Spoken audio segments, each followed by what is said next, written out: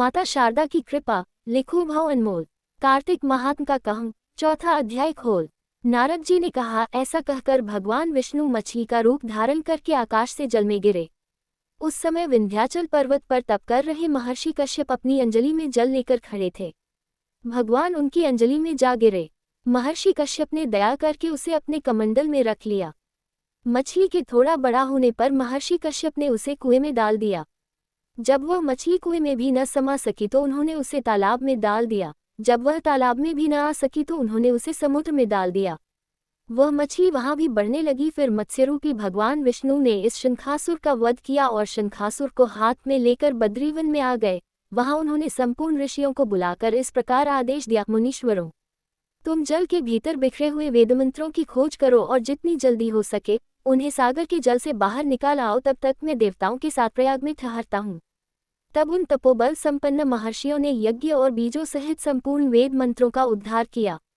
उनमें से जितने मंत्र जिस ऋषि ने उपलब्ध किए वही उन बीज मंत्रों का उस दिन से ऋषि माना जाना लगा। तदनंतर सब ऋषि एकत्र होकर प्रयाग में गए। वहां उन्होंने ब्रह्मा जी सहित भगवान विष्णु को उपलब्ध हुए सभी वेद मंत्र समर्पित कर दिए। सब वेदों को पाकर ब्रह्मा जी बहुत प्रसन्न हुए। उन्होंने देवताओं और ऋषियों के साथ प्रयाग में अश्वमेघ यज्ञ किया। यज्ञ समाप्त होने पर सब देवताओं ने भगवान से निवेदन किया, देवाधिदेव जगन्नाथ, इस स्थान पर ब्रह्मा जी ने खोए हुए वेदों को पुनः प्राप्त किया है और हमने भी यहाँ आपके प्रसाद से यज्ञ भाग पाए हैं। अतः ये स्थान पृथ्वी पर सबसे श्रेष्ठ, पुण्य की वृद्धि करने वाला एवं भोग तथा मोक्ष प्रदान करने वाला हो। साथ ही यह समय भी महापुण्यमय और ब्रह्मघाती आदि महापापियों की भी शुद्धि करने वाला हो तथा तह स्थान यहाँ दिए हुए दान को अक्षय बना देने वाला भी हो, ये वर दीजिए। भगवान विष्णु बोले, देवताओं, तुमने जो कुछ कहा है वह मुझे स्वीकार है। तुम्हारी इच्छा पूर्ण हो। आज से यह स्थान ब्रह्मक्षेत्र के नाम से प्रसिद्ध होगा। सूर्यवंश में उत्पन्न राजा भागीरथ यहाँ गंगा को ले आएंगे और वह यहाँ सूर्यकन्या यमुना से मिलेगी।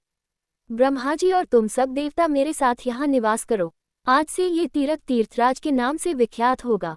तीर्थराज के दर्शन से तत्काल सब पाप नष्ट हो जाएंगे। जब सूर्य मकर राशि में स्थित होगी उस समय यहाँ स्नान करने वाले मनुष्यों के सब पापों का ये तीर्थ नाश करेगा। ये काल भी मनुष्यों के लिए सदा महान पुण्य फल देने वाला होगा। माघ में सूर्य के मकर राशि में स्थित होने पर यहाँ स्नान करने से सालोक्य आदि फल प्राप्त होंगे। देवाधिदेव भगवान विष्णु देवताओं से कहकर ब्रह्मा जी के साथ वहीं अंतर्धान हो गए। तत्पश्चात इंद्रादि देवता भी अपने अंश से प्रयाग में रहते हुए वहां से अंतर्धान हो गए। जो मनुष्य कार्तिक में तुलसी जी की जड़ के समीप श्रीहरि का पूजन करता है वह इस लोक में संपूर्ण भोगों का उपभोग करके अंत में वैकुंठ धाम को जाता है।